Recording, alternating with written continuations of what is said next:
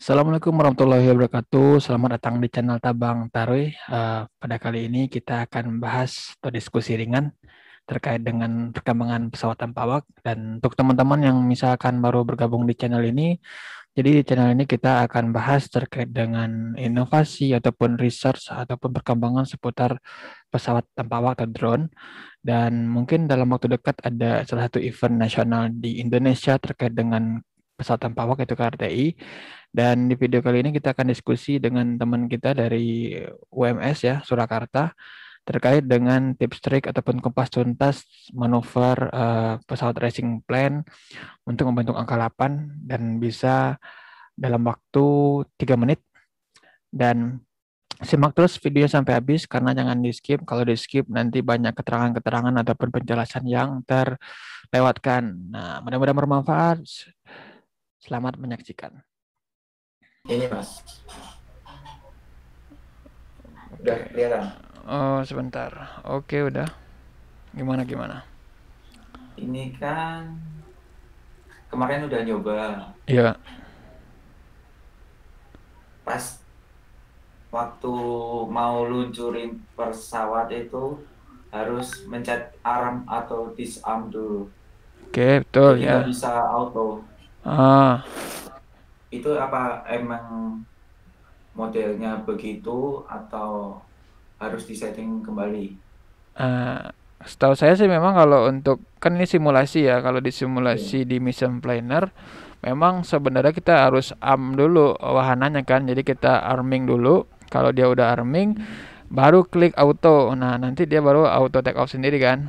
Nah, Ya, kalau mungkin kemarin itu Mas kendalanya kali lupa pencet arm berarti ya. iya mas. Oke. Nah, coba di tes simulasinya. Saya pengen lihat. Ini udah masuk parameter-parameter yang khusus apa masih default nih? Ini kemarin udah tak ubahin, tapi belum semua. Oke, coba. Bentar ya. Tak arm. Terus auto.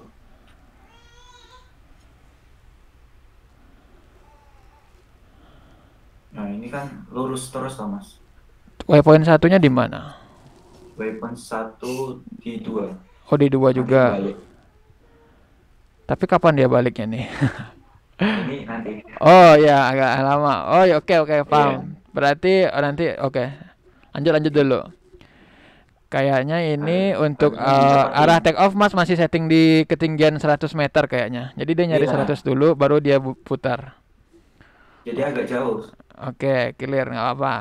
Tuh satu, kita coba cek dulu gimana manuvernya.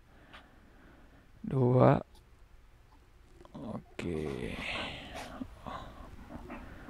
Oke, udah berapa derajat tuh saya di sini agak kotak-kotak sih gambarnya. Tadi dia dapat berapa derajat pas tikungan? Hmm, Mentok ya? Belum mentok kan? Masih 65 ya? iya. Oke. Bentar. Coba lihat di situnya aja depan. 50 lah. 50. Oke. Sip. 5 ke 2. 55. 55. Oke, Iya. 55 ya. Nah, kemudian kalau untuk misinya waypoint 2, 3, 4 itu jaraknya itu Mas udah berdasarkan koordinat yang 200 meter itu berada di antara 3 dan 2 atau memang gambar waypointnya ini bagi referensinya taruhnya di mana nih? Kan ini angka 8-nya kalau menurut saya sih masih agak kegedean ya. Ah, Ah, nah ini gimana kalau kemarin? 200 meter itu Coba ya buka di situ. sini sama sini. Oh, itu yang 200. Iya, Oke, 200. berarti sebenarnya dia masih tracknya agak melebar ya kalau dilihat-lihat kan pasti dia 200 meter. masih Iya, mungkin dia ngebikin di 350 kali ya total panjang jadinya kan. iya. Agak ke sini. Ya. Agak ke perumahan. Nah, betul. Kalau secara dari respon roll ya tadi 55 menurut saya sih itu masih kurang maksimal. Itu yang pertama. Yang kedua, harusnya sih dia itu bisa di sekitaran 60. Bahkan kalau yang paling ekstrim kan sebenarnya kan di 90 kan, di 90. Nah, dia tuh 90 tuh miring banget dan pasti radiusnya bakal lebih kecil lagi. Namun kan nanti dikondisikan saja dengan kemampuan dari pesawatnya tim Mas sendiri kan. Nah, tapi Iya. terkait dengan waypoint tadi benar juga. Jadi, semisalkan respon angka 8-nya itu agak jauh, ya berarti Mas mesti tarik tuh waypointnya diperkecil lagi sehingga memang ya, yang dia lewatin itu sebenarnya itu kan reference point yang kita ini ya, yang kita bikin angka 8 bukan waypoint yang kita garis ini kan sebenarnya yang perlu dicapai gitu. Nah, terus buat yang pertama tadi tuh untuk altitude take off, auto take off coba cek waypoint 1 coba. Waypoint 1. Di bawah tuh tabel waypoint 1 coba lihat tabelnya. Naik lagi ke atas.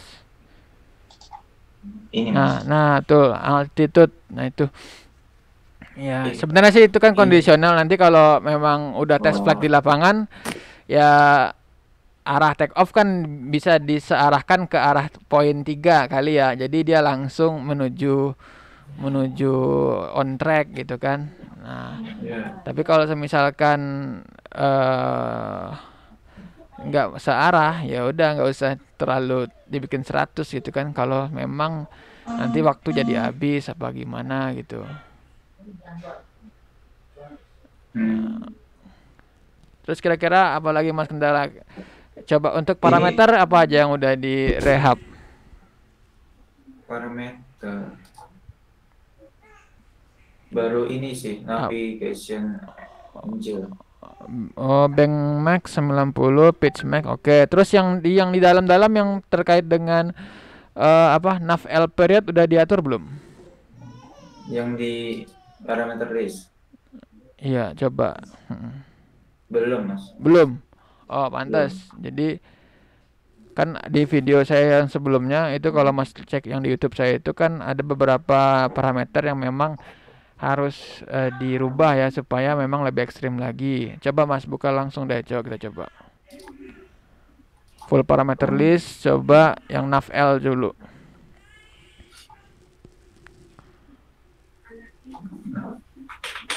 Nav L period mana dia? Oke. Nah,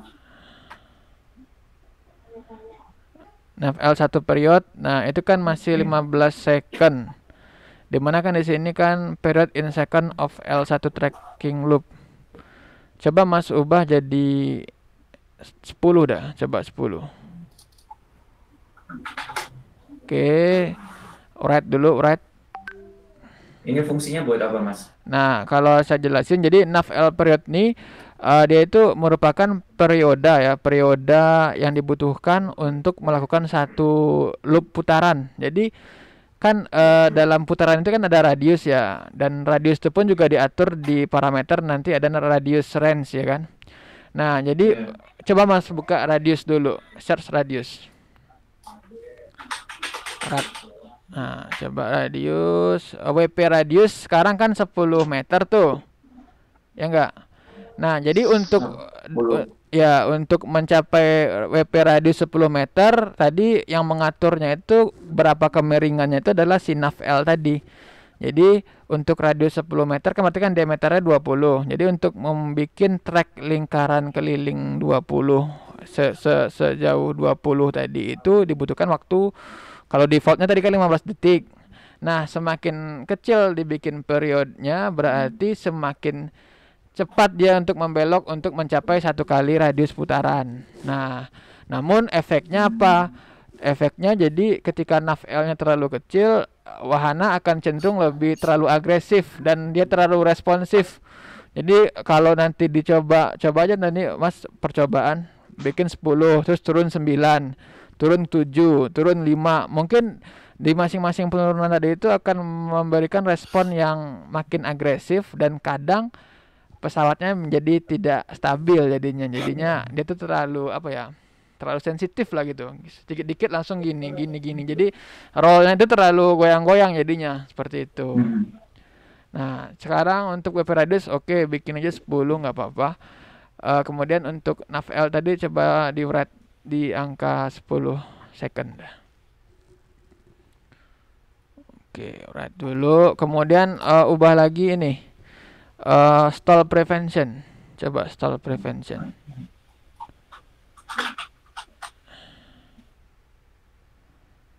Stall prevention, oke udah 0 ya. Oke, kemudian sip, sejauh ini sih harusnya sih udah oke. Coba udah diurat apa belum?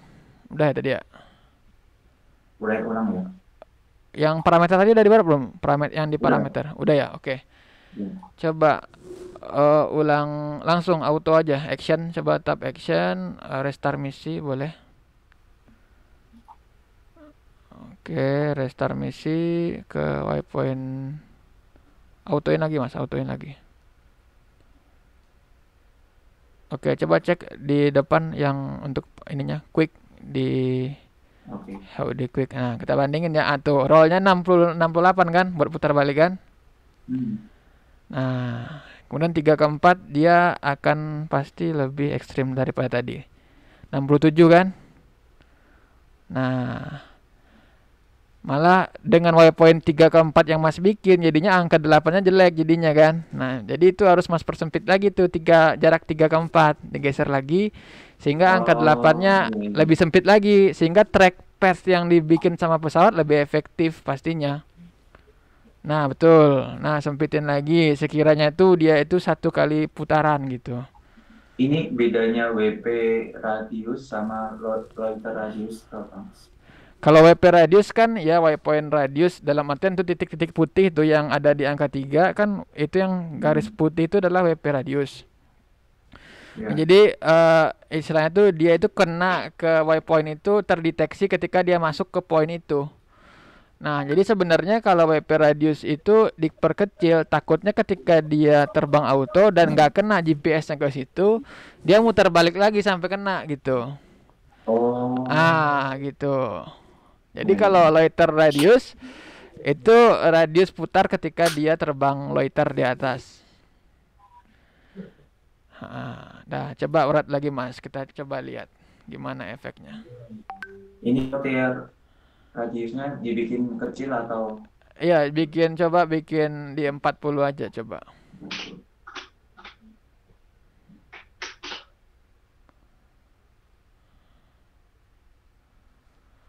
Oke, coba di depan lagi. Oke. Nah, oke auto lagi. Oke, sip. Lebih mantap kan? Biarin dulu sekitar 2 kali putaran, kita coba lihat angka 8-nya bagus apa enggak. Ke titik 3, oke.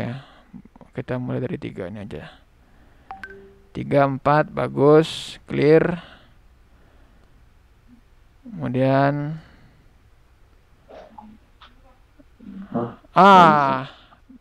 jadinya ini kan malah lingkaran yang dibikin. Nah, kenapa bisa terjadi seperti itu? Itu terkait dengan WP radiusnya terlalu besar. Nah, itu. Coba bikin 20 aja, 20. Tuh, nah sip. Oke. Coba autoin lagi. Nah, sip. Ini kayaknya lebih bagus.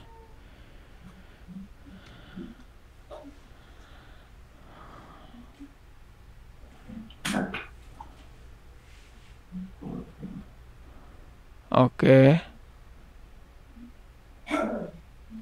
Rollnya coba perhatikan rollnya di 65 ya. Oke. Udah sempit sih itu. Udah ekstrim sih kalau pesawat asli ya. Karena kan ini simulasi. Tapi kalau pesawat asli sih itu udah lumayan bagus. Nah, oke, clear. Udah selesai. Kalau KRTI itu berarti benderanya itu di dalam lingkaran ya Mas? Nah, betul. Jadi Mas atur waypoint 3, 1, 2, 3, 4-nya itu kalau bisa menyesuaikan dengan hasil simulasi ini. Sehingga ujung bendera ke bendera itu pas di ujung track yang dia lewatin. Jadi jalur masuk emang efektif banget gitu. Jadi nggak buang-buang track gitu.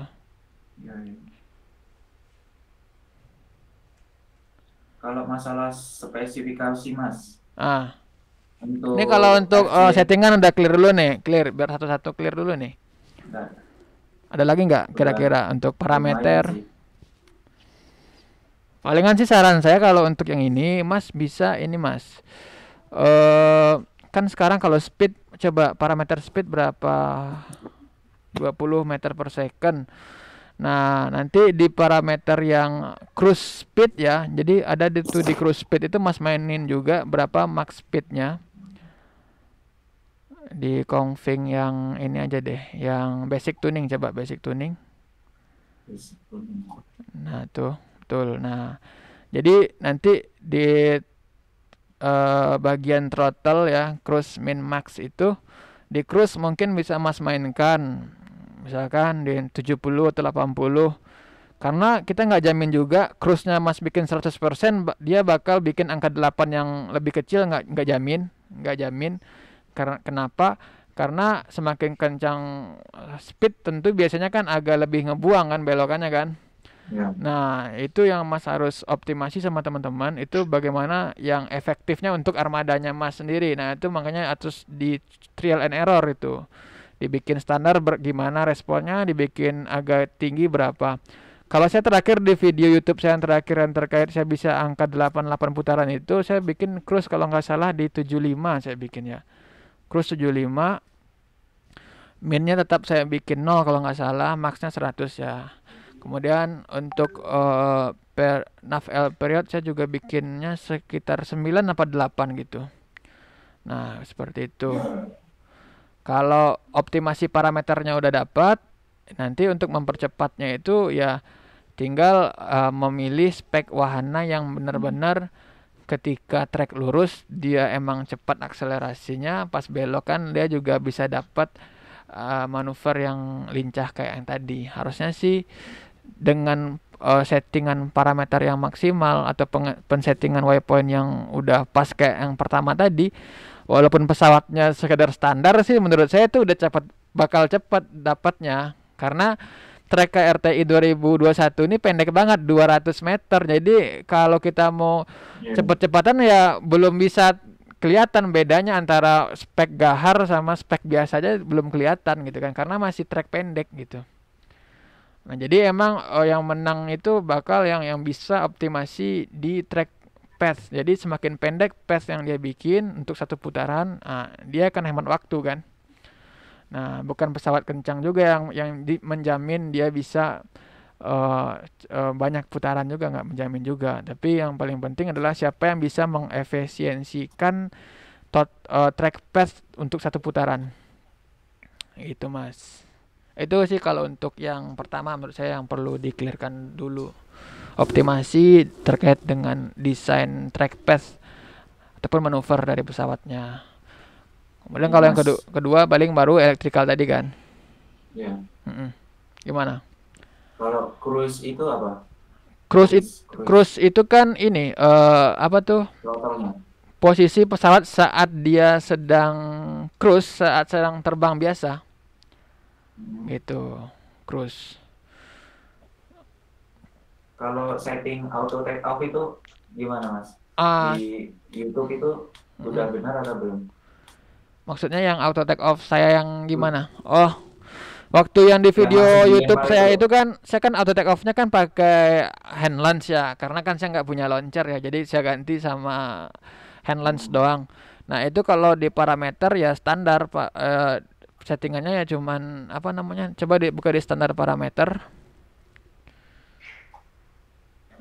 Nah itu coba Mas ketik TKOFF.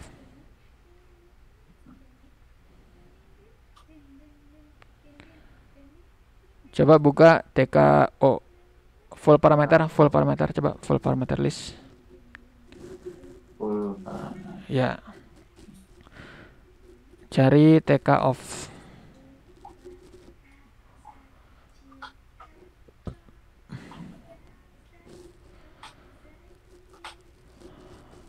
Misalkan Ah. kalau pakai launcher Mas. Ini kondisi pakai launcher ya. Oke. Ya. Launchernya launcher katapult berarti ya atau apa? Iya, ketapel. Oke, Yang lancarnya diinjak lancar gitu. katapel. Berarti kalau lancar katapel itu kan kita butuh ada delay. Itu yang pertama. Jadi di take off itu take off THR delay itu mas setting eh artinya kan TK off THR delay itu yang di bawah. Coba bawa agak bawah tuh. TK off THR delay. Hmm. Nah, itu adalah parameter delay di mana pesawat itu saat dia mendapat trigger speed dia akan hitung mundur. Misalkan Mas bikin 0,1 detik, dia hitung 0,1 tik tik baru dia untuk full throttle. Nah, itu fungsi take off THR delay ya. Kemudian kalau parameter kedua yang mesti disetting adalah take off THR min ACC. Dalam artian kalau dibikin 0, ini ketika Mas trigger di remote auto, dia langsung muter tuh. Langsung muter dan menambah delay sebanyak yang kita bikin di take off THR delay. Nah, namun kalau Mas pengen dia full auto ya, jadi kita set stick di trigger auto di remote, tapi Mas pengen dia itu belum muter. Tapi Mas pengen dia muter ketika mendapat respon percepatan tertentu, ya Mas setting nih take off min ACC ini Mas bikin aja misalkan 10 meter per second kuadrat percepatan yang dideteksi, baru dia men-trigger untuk respon throttle-nya. Nah, ini emang sedikit tricky ya, harus dicobakan dengan respon katapel yang diberikan oleh katapel yang Mas rancang. Jadi semakin kecil nilai take off THR min ACC ini, maka akan semakin sensitif dia untuk merespon mulai untuk memutar motornya gitu Mas. Paham nggak kira-kira? Itu value itu per detik atau Nah, gimana, kan Mas? ada satuannya tuh, ada itu millisecond malah tuh. Kalau yang bukan, maaf. Kalau yang min ACC itu kan meter per second kuadrat. Berarti kalau Mas bikin satu, berarti 1 meter itu percepatan dia bisa dengan percepatan 1 meter per detik dia baru tertrigger untuk mode auto take off. Kalau dibikin 0 ya berarti di trigger pun nggak digerakin pun pesawat dia akan tertrigger. Kalau saya kan di video itu kan saya kuncang dikit ya, saya Iya. shake. Nah, jadi shake saya itu sebenarnya tuh untuk men-trigger percepatan. Jadi Oh, segini kan berarti kan ada percepatan kan. Nah, di situ dia mulai merespon, auto take off, terus dia putar motornya. Kebetulan saya tidak pakai THR delay, jadi ketika dia mendetek ada shake percepatan, dia langsung throttle full gitu. Nah, kalau Mas tambah delay, dia akan detect dulu kuncangan, terus dia hitung 1, 2, 3, misalkan 3 detik Mas bikin, baru dia putar oh, motor di detik ketiga. Nah, kalau orang yang pakai catapult launcher, itu harus disetting supaya dia nggak lepas, dia lepas dari launcher dulu, baru dia full throttle gitu kan. berarti di Jadi nol kan ya, Mas? ya dia tunggu Nggak dulu tuh. delay. Ya dia diam dulu sampai di ujung lintasan katapel baru dia full throttle gitu kan. Iya. Gitu Mas. Jadi kalau pas pakai katapel dia triggernya itu hitung berapa delaynya itu adalah berapa detik yang dibutuhkan pesawat dari ujung launcher yang awal di belakang sampai ke finish launcher itu berapa detik kira-kira. Misalkan 0,5 Nah, detik Mas. Ya udah, Mas coba masukin 0,5 detik. Kalau misalkan telat ya udah pendekin lagi gitu kan. Nah, sampai dapat settingannya. Nah, kebetulan dulu saya juga tugas akhir terkait launcher seperti itu juga. Nanti kalau memang ada ini saya coba share dari jurnal yang saya bikin terkait dengan bagaimana menghitung apa settingan auto take off menggunakan catapult launcher. Kebetulan saya juga itu juga skripsinya. yang Nah, 0,5 tadi diisi ah, di mana, Mas? tuh yang di take off THR delay. Oh, Tapi itu kan satuannya kan DS tuh kayaknya sih apa sih? Kayaknya Mas boleh atur dulu deh di settingan umum mission plannernya. Jadi satuannya coba yang satuan unit ini aja. Satuan apa? Coba deh ke setting dulu. Di settingan mission plannernya untuk units pakai yang kilometer per jam atau detik gitu. Jadi nanti nggak susah gitu. Iya. Di mana ya? Ntar. Kayak disconnect dulu deh mas. Di planner tuh, config planner. Nah tuh speed unit coba ganti tuh kilometer per jam. KPH, kemudian distance unit meter, all unit meter. Oke, sip. Dah, coba. Berubah nggak dia? Kalau belum berubah berarti restart dulu nanti. Tapi intinya kalau milisecond sih biasanya satuannya mas, bukan detik. ms. Jadi kalau milisecond berarti 100 milisecond sama dengan 1 detik ya. Bagaimana ya? Ya nggak? Masih DS ya. Mana tadi? Oh. Tuh ya, coba DS tuh apaan sih? Saya juga baru lihat nih di sini DS. Kalau di tempat saya ms sih kalau nggak salah. ms itu kan milisecond.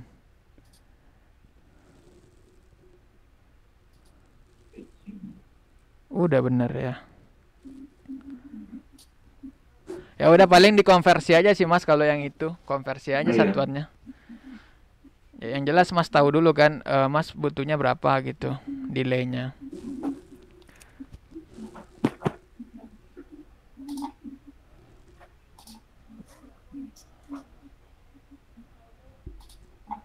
Oke, itu sih kalau untuk auto take off settingan parameternya cuman itu doang. Ada lagi sih satu lagi itu. Ini coba buka full parameter list lagi.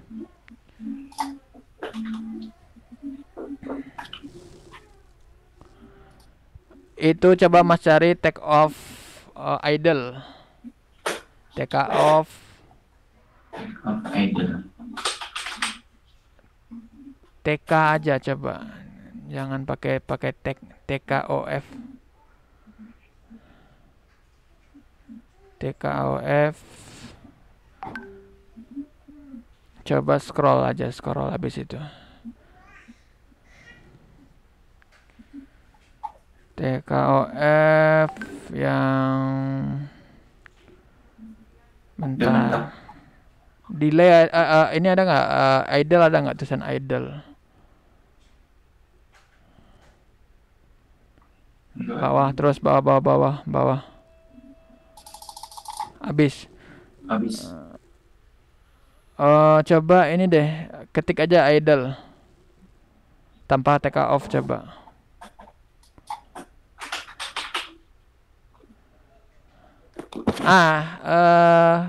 Bukan.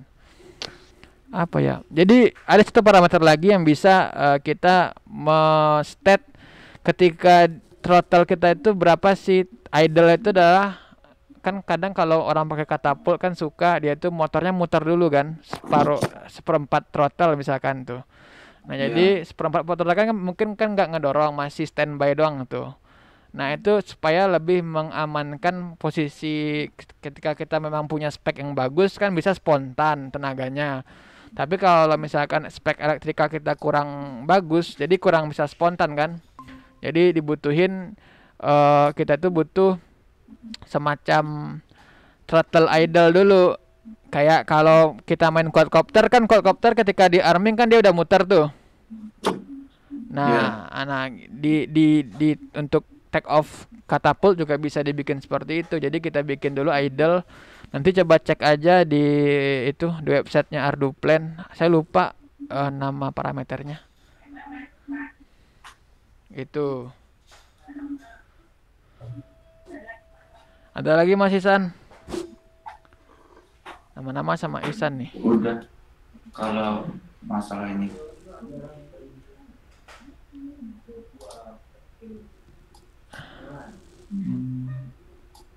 Oke, untuk parameter clear. Ini udah benar apa belum Mas? Apanya? Yang susunannya? Iya. Bentar, take off 100 meter. Take off itu aku pakai add below, bikin. Oh iya benar. pesawat ini. Iya, nggak Oh apa-apa iya, gitu aja. Coba yang terakhir yang dia ngulang itu berapa kali turn pengulangannya? 10. 10. Nah, emang nanti Mas tinggal ini aja. Biar nanti ketika di 10 dia kan langsung RTL tuh kan pasti ya. Iya. Takutnya ya sih nggak apa-apa kalau kalau KRTI kan dia kalau lebih dari 3 menit ya udah dia hitung sampai situ doang kan. Takutnya eh, strategi Mas misalkan pas latihan biasanya dapatnya 7, ternyata pas pas hari lomba angin kencang sehingga belum 7, eh, eh, istilahnya belum dapat 7, waktu udah habis. Jadi kan untuk men-trigger pulang kan ya kepaksa harus trigger dari remote kan, apakah diizinkan apa enggak. Kalau emang nggak diizinkan ya berarti Mas harus apa siapin satu waypoint lagi yang sifatnya ketika apa ya waktu flight time udah nyampe 3 menit mau nggak mau pulang gitu. Ada sih saya lupa di mana Hmm. posisi tapi itu ada sih. Tambahan aja sih itu sebenarnya kalau hasil Ya. tesnya sama ininya sesuai sih ya langsung aja. Optimis dapat 10 ya udah bikin 10 gitu kan. Anu Mas, kemarin kan tak analisa untuk tim lain kan ada kesalahan di disk. Itu bagian FBWA. Itu apa Mas? Gimana apanya yang salah? Mereka itu di disk karena pakai FBWA. Di FBWA. disk karena terbangnya FWBA. Oh Ya. berarti mereka nggak auto. Oh. Berarti mereka nggak auto. Jadi ya bikin angka 8 dia terbangin manual berarti. Tapi modenya FWBA. Oh. Pilotnya yang main Banyak. mas. Berarti terbang itu manual, terus di atas auto. Bukan. Jadi bisa jadi dia full FWBA apa gimana katanya. Saya nggak tahu tuh video yang mana mas maksud tuh. Itu kan kemarin, tahun kemarin ada analisis dari jurinya. Ah. Tim Uniflying itu ada yang pakai hand launch, FBWA, itu di disk. Oh, mungkin gini. Saat take off dia belum full auto, berarti pesawatnya belum full auto. Jadi pas take off dia bantu dulu pakai pilot ya, pakai mode FWBA atau manual. Nanti udah Oh, lepas landas baru dia trigger auto. Nah, itu nggak boleh. Karena kan memang misinya ini kan dari titik awal hitung stopwatch nyala kan dia harus auto langsung. Makanya tadi mulai dari auto take off-nya sendiri juga harus auto kan. Nah, dari situ. berarti ketika saya nyetekin bagian switch, itu langsung auto berarti. Ya, pas. Jadi kondisinya nanti Mas itu kan misalkan wahana udah ditaruh di launcher. Di Ya. situ Mas trigger auto. Karena Mas sudah setting tadi ada min ACC, jadi kan dia nggak bakal muter tuh, dia diem doang kan. Dia nunggu asisten pilot Mas atau mekanik Mas nginjak trigger katapultnya buat lepas katapult. Nah, katapult Hmm. lepas, kan slider jalan kan? Nah, Ya. slider jalan berarti kan autopilot Pixhawk mendetek adanya percepatan. Nah, di situ dia trigger, oh ya ini mau take off gitu kan. Sampai di ujung delaynya selesai dia kan bakal langsung muter. Nah, pas dia langsung muter full throttle itu kan udah auto kan? Udah langsung dia Ya. mencari untuk waypoint 1 dan selanjutnya. Udah itu clear.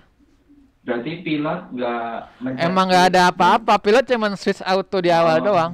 Nggak ada. Namun kan dalam perjalanan risetnya tentu pilot ya memang harus berkompeten juga gitu kan. Karena Ya, dalam untuk sebelum masuk ke mode auto gini kan pesawat pastiin dulu bisa manuver angka 8 yang seperti yang kita simulasiin. Jangan sampai pesawat nggak kuat gitu kan. Struktur pesawat nggak kuat.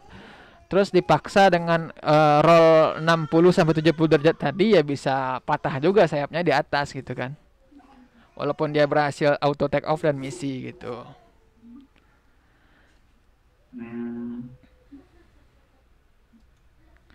Nah, gimana Terus kira-kira? ketika waktu udah habis 3 menit itu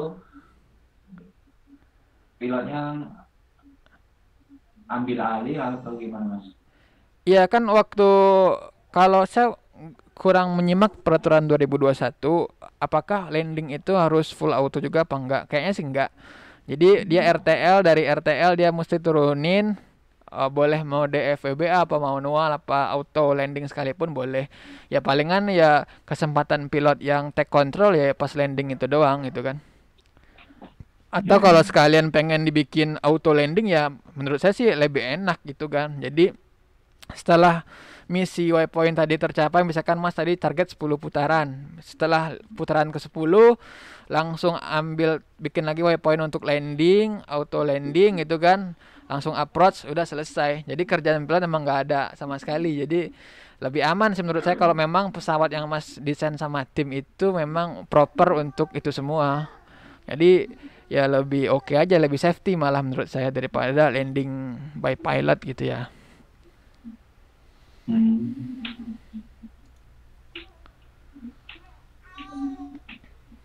Gitu kira-kira. Ini Mas, Ah, untuk minggu depan kan saya mau nyoba tes pisau ini. ah, Ini tuh udah bener atau masih dirubah lagi yang mana? yang settingan ini?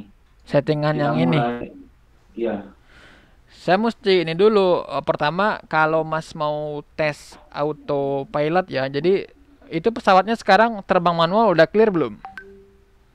belum. Nah, itu yang pertama. Jadi sebelum Mas Ya, untuk auto dalam hal segalanya. Jadi pertama roadmapnya adalah satu, Mas mesti clearin dulu terbang manual dia oke, dalam artian apa? CG aman, ya. cruising di atas pakai manual pun dia masih aman, manuver segala macam masih enak, udah enak gitu ya. Nah itu clear Hmm. dulu yang pertama. Yang kedua baru install flight control gitu kan. Flight control naik, pesawatnya naik. Nah setelah itu Mas harus auto tuning dulu. Jadi auto tune dulu biar dapatin PID. Nah Auto tune itu buat apa? auto tune tuh untuk si pesawat Mas yang punya itu dituning dulu respon dia terhadap efek yang terjadi di pesawat. Jadi kestabilannya itu dituning dulu. Nah, itu ada fitur Hmm. namanya di Pixhawk itu auto tune. Jadi Mas take off dulu biasa, terus Mas coba switch ke FWBA. Kemudian setelah FWBA kan biasanya kan kurang sensitif tuh, kanannya pelan, kirinya pelan gitu kan, atasnya pelan. Nah, itu di auto tune dulu supaya PID-nya dapat. Nah, cara gimana auto tune bisa tuh cek juga di YouTube banyak sih, atau cek langsung di direktorinya Ardo Plan bagaimana tahapannya. Nanti setelah auto tune, Mas landing dulu, rasa-rasanya udah oke, nggak ada lagi yang masalah terkait dengan basic terbang si pesawat. Ya udah, baru Mas setting tuh yang parameter yang kita ubah tadi tuh. Mulai dari nav L, kemudian mulai dari nav L, kemudian WP radius ya. Nah, itu Mas setting-setting. Tapi saya anjurkan dari nilai yang paling default dulu diturunin satu-satu. Jadi takutnya nanti pesawatnya kaget gitu kan. Hmm. Kalau yang di simulasi ini kan itu kan PID-nya udah dianggap stabil kan. Sedangkan pesawat yang kita bikin sendiri ini belum tentu itu kan. Kan setelah install firmware kan PID default itu belum tentu bagus buat si karakteristik dari pesawatnya Mas. Makanya perlu auto tune tadi. Hmm. Coba buka di itu di config, cuma kemudian basic tuning coba. Nah, itu ada nama lihat paling atas servo roll pit PID, servo pitch PID, servo yaw. Nah, itu kan PID tuh. Nah, nilai yang tepat untuk pesawat Mas belum tentu yang seperti ini. Nah, nanti ketika setelah di auto tune, itu tuh dia akan berubah sendiri, Mas. Dari hasil auto tune-nya tadi, tuning autonya tadi. Hmm. Nah, jadi setelah tuning auto tuh ada modenya sendiri di Pixhawk. Jadi nanti flight mode-nya auto tune. Jadi dia ketika auto tune tuh kita gerakin kanan kiri kanan kiri kanan kiri, atas bawah atas bawah atas bawah beberapa detik sampai serasanya kita nyaman dengan respon yang dia berikan. Kemudian landingin dulu. Nah, nanti nilai ini pasti akan berubah. Nilai ini pasti akan berubah PID-nya itu. Nah, setelah itu oke, clear, tandanya pesawat Mas sudah dituning. Nah, setelah tuning itu barulah Mas lanjut ke advance tuning, yaitu terkait dengan manuver tadi. Extreme manuver tadi itu setelah PID terbang normalnya selesai dulu ya. Jadi jangan sampai udah di setting ekstrim tapi PID untuk terbang biasa aja dia belum beres gitu.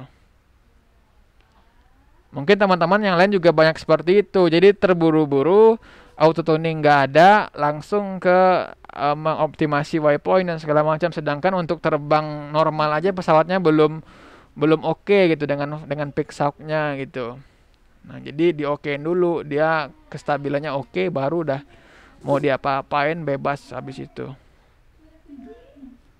Auto tuning itu kayak kalibrasi itu. Ya, bukan kalibrasi juga sih, auto tuning itu Biar stabil. iya kalibrasi stabil, tapi dia itu pas saat dia terbang. Jadi dia menemukan sendiri parameter yang tepat untuk respon dia. Misalkan dia butuh nilai P sekian, nilai integral sekian, diferensialnya sekian untuk roll. Kemudian untuk pitch dia butuh berapa responnya, untuk yaw dia butuh berapa responnya. Nah, itu via auto tune didapatkan. Gitu. Coba deh nanti cari-cari aja di YouTube, banyak kok yang udah nge-share video auto tuning dan menurut saya sih gampang dimengerti ya, nggak bakal susah. Tinggal dicoba aja sih sebenarnya itu. Ya Mas. Habis auto tuning? Habis auto tuning ya udah baru kita fine tuning dengan tuning expert yang tadi, tuning manuver, WP radius. Nah, baru deh. Dan terakhir baru nanti Mas nyobain yang namanya auto take off. Jadi selama percobaan tadi menurut saya nggak usah auto take off dulu gitu kan. Terakhir deh auto take off itu. Kalau misalkan untuk yang dari awal sampai tadi itu udah clear, baru terakhir itu settingan auto take off. Karena pas nyeting auto take off nih agak rentan pesawat kita tuh hancur di situ gitu kan. Kadang dia telat merespon, jadinya nose-nya hard landing atau gimana gitu kan. Jadi daripada sibuk memperbaiki pesawat di awal, mending fokus dulu biar dia terbang dulu, nanti untuk auto take off belakangan. Kalau tips dari saya sih seperti itu, biar enaknya gitu. Saya sendiri kan kemarin menggunakan pas trial di YouTube itu yang saya posting, saya kan menggunakan pesawat tailboom ya. Tailboom sebenarnya kan basisnya kan juga Vanjet ataupun tipe apa ya, dark gitulah ya. Kemudian saya kasih tailboom kan, saya kasih tail, saya kasih boom. Karena harapannya ketika belok lebih cepat aja gitu. Karena dia punya elevator pitch-nya lebih ada momen gitu kan. Kalau elevon doang kan momen putar untuk pitch up-nya itu agak kurang.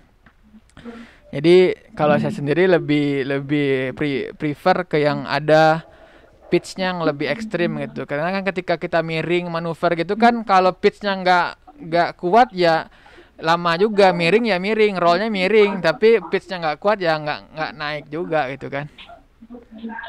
Iya. Gitu sih kalau saya sih pertimbangan seperti itu. Tapi sih nggak masalah kalau pesawatnya tipe elevon doang, nggak ada ekornya, nggak ada tailnya sih masih oke aja. Fokusnya menurut saya kalau emang untuk yang racing ya racing plan itu cukup ini aja, ngejar cepatnya nanti dulu nomor 2. Yang penting misinya clear dulu. Nanti setelah full misi dengan ekstrim manuvernya tercapai, kalau rasa-rasanya kurang kencang, ya udah speknya aja dinaikin. Misalkan awalnya main di 3S, naikin main 4S dan seterusnya gitu. Ya kalau terlalu kecil menurut saya dengan misi yang ini sih udah cukup juga. Kayak pesawat saya yang kemarin itu kan boleh gantian share screen nggak biar saya coba share screen dah. Oh, ya. Kita coba flight test ya. Sebentar. Gantian share screen ya. Gantian screen.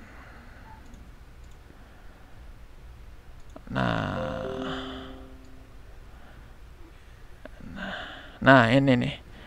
Nah kalau saya sendiri kan kemarin ini nyoba yang ini kan pesawatnya kecil nih, cuman WS-nya cuma 85 sudah muat sih dengan spek 4S.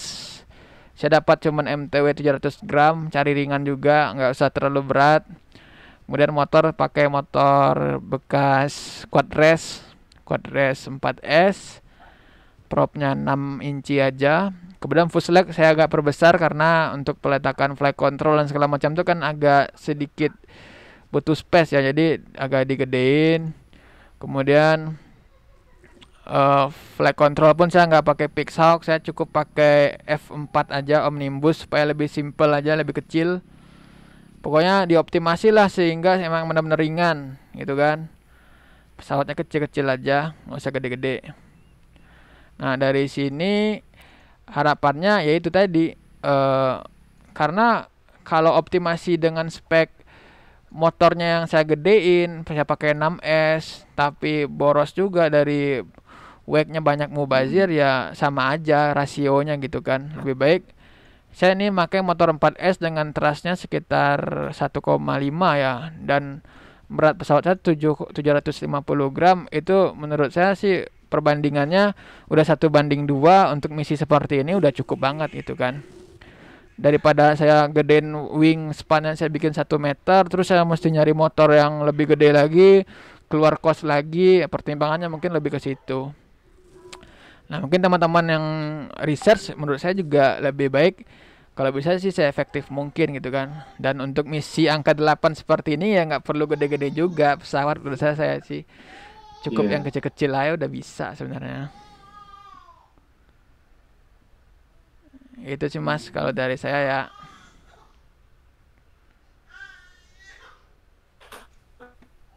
Itu mas, Ah, Omnibus itu bisa pakai MMC enggak sih? Kan MM di KRTI kan suruh dimasukin toh datanya. bisa ada kok. Hmm.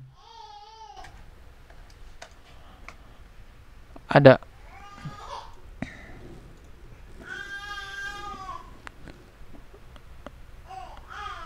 Mana ya? Tuh.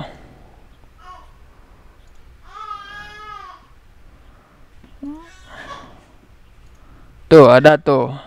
Ada. Pasti ada lah. Kan menyimpan data flight-nya semuanya di sini juga.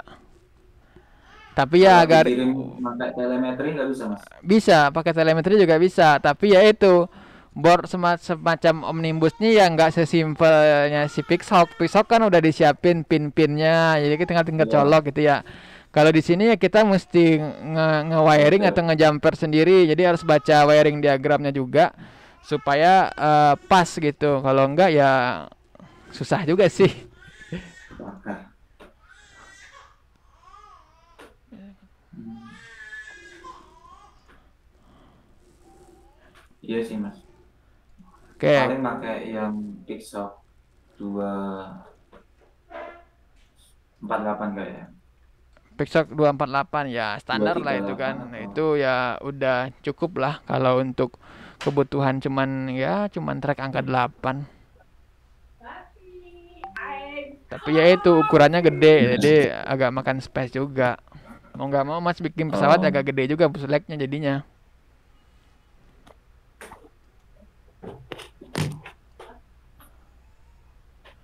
Oke, ada lagi nggak kira-kira? jauh ini cuma itu sih mas. Itu kan belum di test flight juga. Ah ya. Ya udah berarti tinggal coba tes flight manual dulu, amankan. Kemudian setelah tes flight manual aman, naik tuning Pixhawk-nya, auto tune. Setelah Iya. Pixhawk-nya clear, tuning auto tune-nya, ya udah baru lanjut ke parameter yang tadi, parameter yang untuk manuvernya. Setelah manuvernya oke juga, baru nanti lanjut ke auto take off. Nah, kalau misalkan auto take off udah clear juga, ya baru lanjut deh auto landing gitu. Nah, clear lah gitu. Itu mas pakai propeller ukuran berapa? Yang kemarin 6x4. Iya. 6x4. Spek motornya? Spek motornya saya lupa, kode motornya yang jelas itu terasa 1,2 doang. Hmm. Ampere juga kecil. Max ampernya kalau nggak salah di 30 ampere ya. Lumayan worth it sih kalau karena motor-motor quad race itu kan lebih efisien dan lebih powernya lebih dapat ya. Ya. Mungkin secara mungkin kekurangannya ya apanya ya. Sejauh ini kalau buat pesawat kecil menurut saya sih lebih oke gitu. Mungkin atau Mas mau mau coba lebih mantap lagi, coba dual motor pakai quad race motor tadi. Kali dua gitu Yes. kan, lebih oke lagi tuh. Jadi dual Hmm. motor, bikin pusher, pakai motor quad Berarti di race. sayapnya, Mas. Enggak, di belakang aja. Pusher juga. Kan syaratnya harus pusher kan? Iya. Ya udah di Nanti belakang. tabrakan dong kalau dua. Ya di jarak, Mas. Di Hmm. jarak. Dibikin mounting khusus di jarak, tapi dua gitu. Satu cewek, satu Speknya soalnya cewek. nggak ada sih. Nah, ya kalau ada gitu kan. Saya sih Ya. mau nyobanya lagi itu. Jadi kan kemarin itu di YouTube pernah saya bilang, next researchnya kan saya mau optimalisasi terkait dengan spek elektrikal pesawat. Nah, saya ingin modif yang pesawat yang kemarin itu dengan dual motor. Jadi eh, apa? Supaya optimasi untuk misi udah clear, udah nggak bisa lagi. Menurut saya udah susah untuk dioptimasi. Tinggal mau optimasi bagaimana speed dia terbang di atas. Salah satunya ya dual motor kalau menurut saya sih ya. Itu jadi Hmm. nggak nambah berat terlalu signifikan, tapi power 2 kali lipat gitu. Kalau ampere pakai berapa? Ampere kemarin itu ya 35 ampere ya ESC saya ya, yang ESC mini juga, ESC quad race juga malah yang saya pakai, bukan pakai SC wing. Ya Oh. pertimbangannya ya terkait dengan berat tadi. Kalau ESC wing rata-rata kan gede-gede. Kalau SC-nya quad race kan kecil-kecil tuh, segede jempol kita doang kan. Iya. Dan ya kekurangannya cuman dia nggak ada UBEC-nya doang kan. Power 5 voltnya nggak ada. Ya udah kan tinggal kita bisa jumper dari power lain. Gampang lah itu kan. Hmm. Gimana Mas Isan dan teman-teman? Ada lagi nggak? Cukup sih kalau untuk saat ini. Nah, ya dicoba aja. Jadi Iya. riset tuh ya gitu. Kita kebanyakan planning kalau nggak dicoba terbang ya nggak tahu juga gitu. Lebih baik banyak sering test flight aja dah. Iya, Mas. Ini kan waktu tinggal sebulan lagi. Bisa. Hmm. Yang kemarin saya coba riset yang di YouTube saya itu malah saya cuman waktu 2 minggu doang. Jadi 1 hari saya terbang manual, clear, saya pulang. Besoknya saya pasang flight control, saya auto tuning. Itu 2 hari sih saya 2 kali bolak-balik ke lapangan, 2 hari clear landing. Hari keempat ke lapangan itu udah coba auto biasa, tapi bukan angka 8, masih auto waypoint biasa. Nyoba dia udah bener GPS-nya apa belum.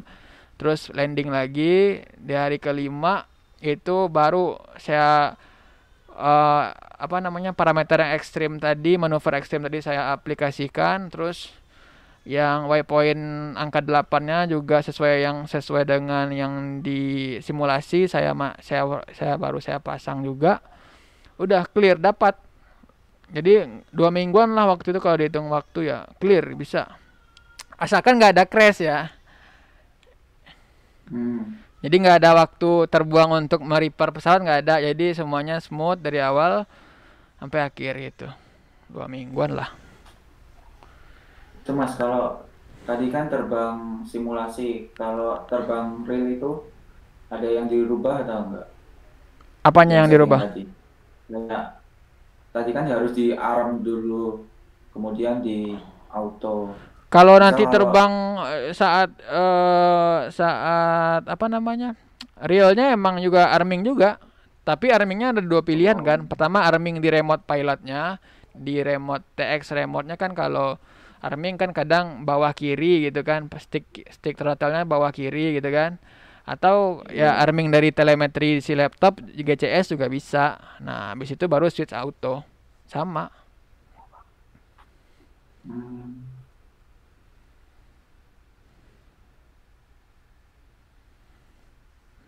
Clear? clear, Mas. kira-kira udah 1 jam diskusi, insya Allah ada lah yang bisa diaplikasikan, itu kan. Ya, kasih sih Mas kalau dari aku. Oke, clear. Kalau emang nggak ada, saya terima kasih juga udah diskusi gitu ya. Saya sebenarnya juga senang aja kalau ada diskusi terkait dengan drone, pesawat tanpa awak, saya senang aja gitu kan. Nah, Kalau Masnya kerja di mana Mas? saya kebetulan kerja di ini, Angkasa Pura, bandara.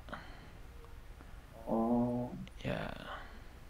bagian teknisi atau?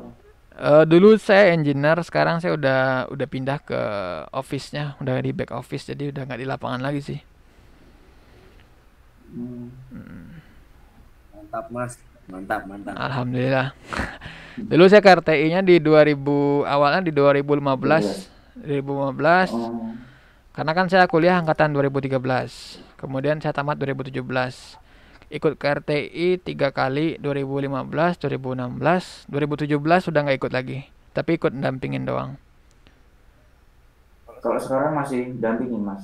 Masih, tapi nggak terlalu fokus. Istilahnya ya sambilan kayak gini aja. Kalau saya suka tantangannya saya juga ikut bikin. Nanti saya coba sharing lagi. Udah gitu aja.